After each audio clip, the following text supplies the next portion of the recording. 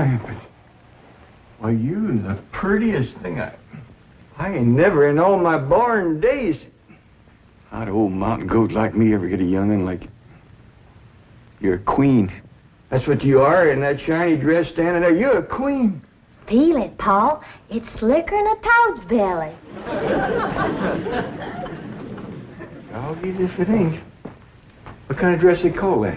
Well, this is what you call a ball gown. A ball gown? Well, you's even catching on to what they're named. Well, Miss Hathaway, she pinned a piece of paper onto every dress she got me. I tell him what it was for. You better tote along the shotgun and keep fellas away. Oh, no, Paul. That's what I'm going out for, to meet some fellas. Hallelujah. You know, you're going to find out something I've been saying is the truth. You don't have to dress up in boys' clothes to have fun with boys. I'm going to keep my promise, Paul. I ain't going to wear nothing but dresses for 3 whole days. And I'm going to keep my promise, too. If you don't have just as much fun as you did climbing trees and wrestling, you can go back to wearing your pants and shirt. Goodbye, Paul.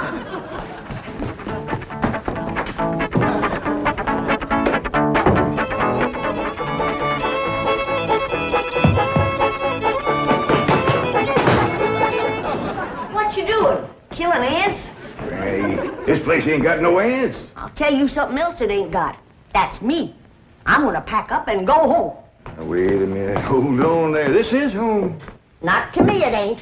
And for my part, they can give Beverly Hills back to the Indians. Or whoever else was fool enough to come here in the first place. Come on, let's go in here and sit down and we'll talk this whole thing over. You just got your back up because the police made us get rid of all our cows and pigs and chickens and stuff. Well, that didn't help none. But if they don't allow folks to have stock, why have they got that all-fired fancy stock pen down there? Well, Granny, it turned out that there was something called a tennis court. What in tarnation is a tennis? I don't know, but one of these days we'll get us a pair of them and go to raise them out there. Well, you go to raising them. I'm going back home, where I can get some good things in life, like hog jowls and possum shanks. Now, hold on, Granny. Jethro's out hunting possums right now. Well, he won't find none. I've been all over these Beverly Hills, and I tell you it ain't easy. Climbing fences and walls and jumping over hedges to get around those cement ponds where there are a lot of half-naked women laying there smearing themselves with oil and yelling at you to get out, get out. I tell you, Jed, this place is full of the laziest, greasiest, unfriendliest mess of people I ever did lay my eyes on. Here's Jethro. Hi, boy. What'd you get? I got chased by a fellow with a club. Now, you hear that, Jed? It says Beverly Hillbillies picking on a little boy like Jethro. Come on, Jethro, load up the truck and let's head for home. Hold on. I think I know what's ailing you two. You're just plain old homesick. Well, I'm sick of this home, I can tell you that. Yeah, now, I got a surprise. I've been kind of saving. I reckon now's good times any to let the cat out of the bag. We need pigs and chickens, and he gets us a cat. Now, that ain't the surprise, Granny. The surprise is Pearl's coming out here. Ma's coming out here? Yeah, and she's bringing your sister Jethrine. Hot diggity dog. Yeah, I wrote her a letter. I said, Pearl, I says, why don't you come out here and bring Jethrine? We got lots of room and plenty to eat, and we sure is a hanker to see you. Oh, boy. I gotta get us some possum now, because if there's one thing Ma and Jethrine likes, it's grits and possum shanks. You don't look particular cheered up, Granny. Jed, you might fool that boy with a story like that, but not me. What do you mean? Since when can you write letters? Granny, now, wait a minute. Wait a minute. Granny, I didn't write that letter by hand. Held the pencil twixt your toes, did you? No, I wrote it by a new way. The banker's secretary showed me. It's called dictation. What's dictation? Oh, it's wonderful, Granny. You just talk and she writes it down. She sure must write fast. Yeah, with a bad hand, too. She got a bad hand? This one, she calls it her shorthand. I don't care how many letters you dictate, Jed. Pearl ain't a-coming out here. Leastwise, not right now. Well, sure she is, Granny. She's looking to find a husband for Jethrine. I'll tell you who Pearl is looking to get a husband for. Pearl. And I think she's got her cap set for that oil man that bought your swamp. Mr. Brewster? Why, he lives clean over to Tulsa. Yeah, but pumping oil brings him over to your place. And I'll bet you pigs to polecats that when he shows up, Pearl ain't fur behind.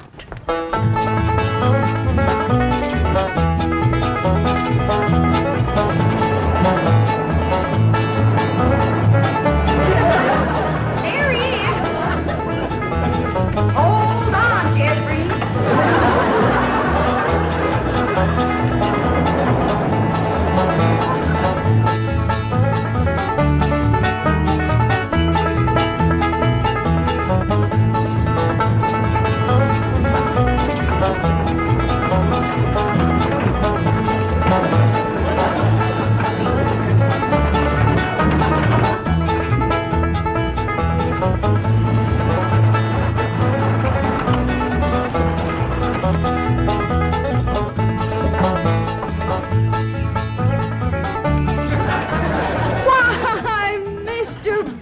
Of all people, fancy meeting you here. Small world, ain't it? Yes, it certainly is. Oh, this here's my daughter, Jethreen. This is Mr. Brewster, dear. I'm pleased to meet you, young lady. Hi. May I give you a hand, Mrs. Bodine? Oh, thank you. Stay in the buggy, dear. Careful now. There we are. Well, I see you girls are on your way to a Halloween party. What kind of party? Halloween. What's a Halloween? You don't celebrate Halloween here in the hills? Well, I never heard of it. What's it like? Well, it's an occasion where everyone gets dressed up in their most beautiful clothes. Oh, these old things, they're just something I threw together myself. Well, they look like they came from Saks. Well, they didn't. I made them with store-bought yard goods. Didn't I, Jethreen? Yes, sir.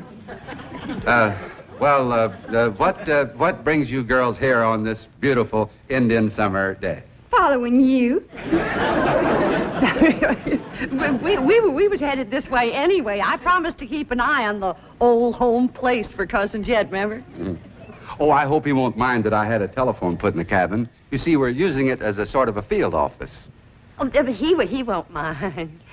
Especially if you would show it to me and I could see for myself that there was no damage done to the cabin. Well, that's quite all right. Come along, huh?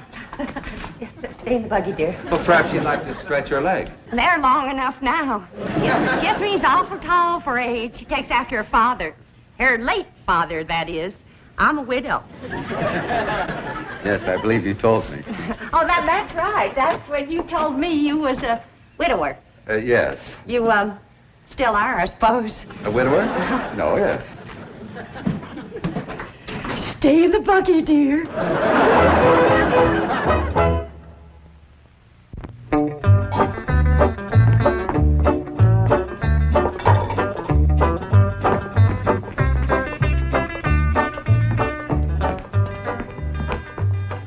I'm going back where I should have stayed in the first place. Now, Granny, before you do something your lad will be sorry for, you better take another look around. See all the nice things we got here that you wouldn't have back home. Like what? Like this great big cooking room, for one thing.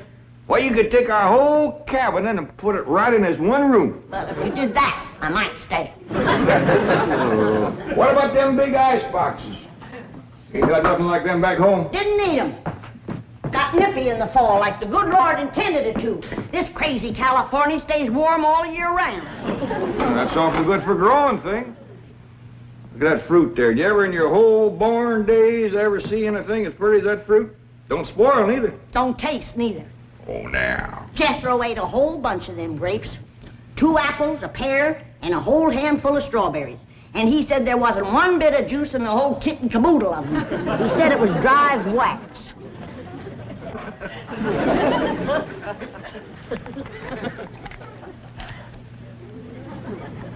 His a mighty dry and gummy. Maybe you ain't supposed to eat this fruit. That's the trouble with this miserable place. You ain't supposed to do nothing. You ain't supposed to have cows or pigs or chickens. You ain't supposed to fire up the still and make a little moonshine whiskey. Answer me, what can you do in this Beverly Hills? Well, you can do lots of things, Granny. Things you couldn't do back home. Name one. Well, you can call up your friends on the telephone. No, you can't. Why not? 'Cause we ain't got no friends, that's why not. There ain't been one neighbor come a-calling on us since we moved in here. Oh, so that's what's ailing you. Nobody's been coming to call. Well, now you got to remember what Pearl said. This here is Beverly Hills where the movie stars live. What's that got to do with it? What's that got to do with being friendly? Nothing. I just thought it might sidetrack you. Well, it didn't. Movie stars are people just like us, ain't they? Yeah, certainly it's prettier. Wouldn't it be worth waiting for if one of these days they come a knock on the door and we go to answer it, and we open up the door and standing there would be Mary Pickford. Mary Pickford? Yeah, with the golden curls hanging down her back and her pretty little rosebud mouth saying friendly things like, howdy there, I'm Mary Pickford. Oh, you'd say to that? I'd say, who's Mary Pickford? That's right. Granny, she's America's sweetheart. You know that movie house where Pearl plays piano on Saturday nights? I heard of it. Well, she says little old Mary is everybody's favorite. Well, tell me this. If Mary Pickford moved in that little cabin down the creek from us back home, what would we do? Oh, we'd have gone calling and brought her over a mess of pone and skinned possum. Yeah. And has Mary Pickford brought us a mess of pone and skinned possum? No, she ain't. You gotta remember, Granny, she probably spends 4 or 5 hours a day just fooling with and combing that beautiful curls hangs clear down Uncle to... Jed! Well, hello, Jethro. What'd you get this time? I got arrested. Yeah. Policeman, he took my gun away. He said they don't allow hunting in Beverly Hills. That does it. That does it. Then he pointed to old Duke here. He said, that dog had his rabies shot? And I said, no, sir, that dog ain't had nothing shot. I'm careful with a gun. What'd he say? He said, oh, a wise guy, huh? So he put Duke and me in his police car. But we jumped out and run. Oh, is Ma and Jethreen here yet? No, and they ain't a-coming. Now, if you want to see your ma and your sis, you pack up that truck, and you and me will skedaddle back home where folks is friendly. Now, Granny. Doggone if she ain't the muleyest little woman. Granny, now just a minute. Now, Granny, will you just let me say one thing? Well, you be quick, 'cause I got a long trip ahead of me. Granny, I know it ain't been easy for you out here. New things is always vexing, especially at your age, but I'm bound and determined to keep this family together. And if you go back to the hills, we's all going with you. Now, I'm asking you please to stay. Not for my sake, but for Ellie Mae. Granny, what this place has done for her is a plain miracle. Why, that wild Injun has become a grand lady. I wish you could have seen her go out that door looking like a queen in a picture book. I tell you, I just wanted to sit down and bawl, the way you done when I married her ma. Now, she's just... She's out there now. Now, just wait, Granny. Wait till you see. In here, Ellie Mae. Huh? You sure was right. Oh, Hoggin, you don't have to wear boys' clothes to have fun with boys. Mae, you promised me you wouldn't wrestle. I ain't been wrestling. And what have you been doing in your ball gown? Doing what I'm supposed to do, playing ball. Oh, I made 2 touchdowns and kicked 3 field goals.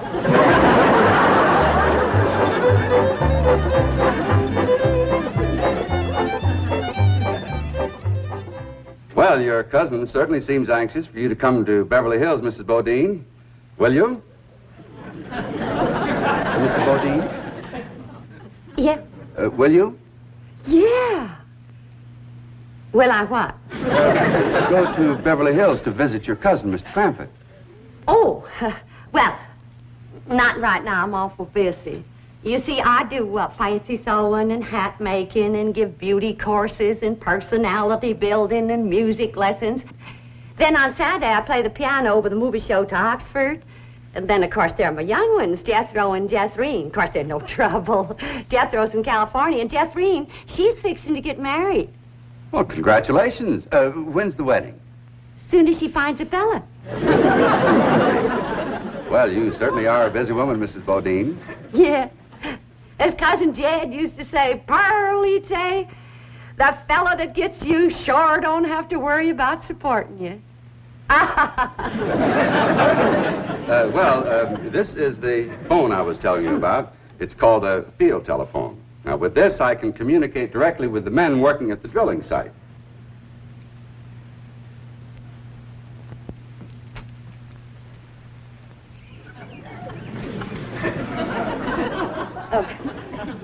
Any young men down there? Oh, yes. Any unmarried young men? I'm sure there are.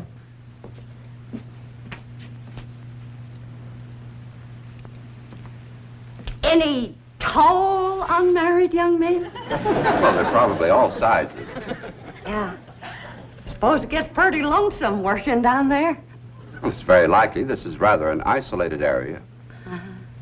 Any specially tall, specially lonesome, unmarried young ones? I don't think I can call any by name, no. Uh-huh.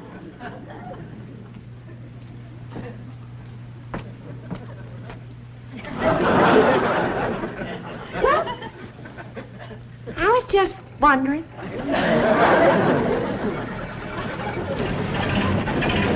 Excuse me, ma'am. Could you tell me where the oil drillers are working today? Well, now. What have we here? Rebecca of Sunnybrook Farm, and pretty, too. You know what, honey? I got something here just for you. A genuine French garter imported all the way from Paris, France. They usually sell for 50 cents, but, honey, you can have it for a quarter.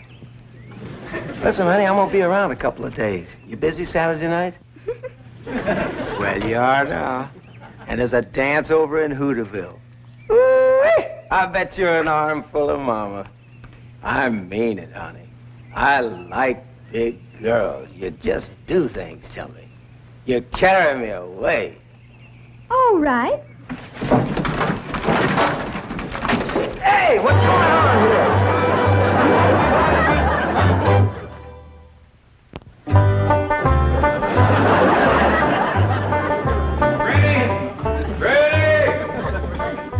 Oh, there you are. What are you doing? I'm figuring. And I figure best when I'm fishing. Ain't no fish in there. I ain't fishing for fish. I'm fishing for figuring. Hey, what kind of figuring you fishing for? I'm fishing to figure how I can get home. Now, Granny, I've been doing some figuring, too. And you know, I think I got it figured out how come the neighbors ain't come to visit us. I'm listening. Well, I got it figured. Out here in Beverly Hills, instead of them coming to see us, we go to see them. How come? Oh, I don't know how come. That's just the way I got it figured. Mighty convenient figuring. Granny, it wouldn't do no harm and to give it a try. A lot of things is different out here. Well, I'll fish on it for a spell. Take possum. Feed like a whale.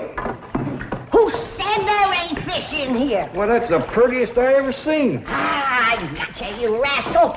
I'm gonna throw you right in the frying pan. This thing ain't nothing but skin. That's your Beverly Hills for you. All flashy and show on the outside and nothing on the inside where it counts. Now, fish and people is two different things. We're going to calling on our neighbors, and then we'll do our judging.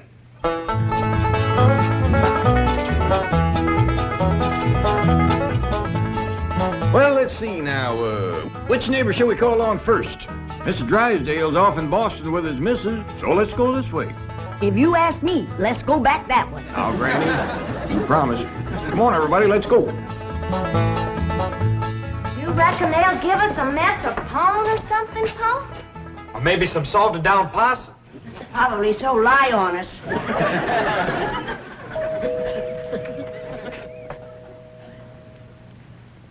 I'm not expecting anyone, Agnes. Oh, it's probably just some children playing trick-or-treat, ma'am. Howdy, ma'am. We's the Clampets. You got something for us? Yes, sir. Aren't you rather big for this?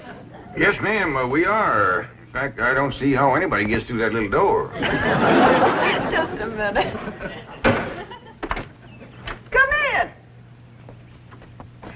Come in and set a spell, as you folks say up in the hill. Well, thank you. We got a lot of calls to make. But, this here is Granny. Howdy. Hello? I'm my daughter, Ellie. Oh. My nephew, Jethro. Oh. And I'm Jed. Hello, Jed. I'm Agnes. Just call me Aggie. Mighty nice place you got here, Aggie. Oh, shucks, 'tain't nothing but a heap of bricks, but we call it home. Well, sure is nice to meet up with you. Oh, now wait just a minute. I got something for you. Wait a second. Here you go, Granny, and Ellie, that's for you, and Jethro, that's for you and Jed. There. Yeah, thank you. That's mighty neighborly of you. And you must come and see us sometime. Yeah, we'll go hunting together. Hey, Aggie, you like to play football? Love it. Well, there's a whole bunch of fellas that plays in the pasture down the way a piece. And they'd like it just fine if I could bring some more girls along. I don't forget. Please, can we go out now? Not yet, children. Not till it gets dark.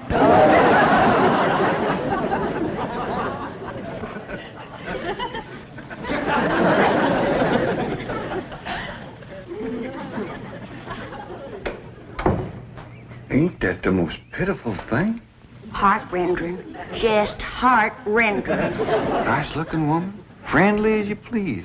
But them young'uns is the homeliest I ever see. Wonder she didn't want to come a-calling on us. Yeah, reckon I'd stay home, too, if my kids looked like that. Kid, I ain't never gonna say a bad word about nobody. I know what you mean. Diggies, every house we went to, they was nice to us, wasn't they? Sure was, Jed. Hey, listen, everybody. I got an idea. Let's call up Cousin Pearl and tell her to come on out here. Uncle Jed, you can't call Ma on the telephone. Well, Mr. Drysdale said we could call anybody we had a mind to. Well, Ma, she ain't got no telephone at home. Don't matter. She ain't never home nohow. The way I look at it, you can't never tell what you can do until you try. Don't forget to spin the wheel.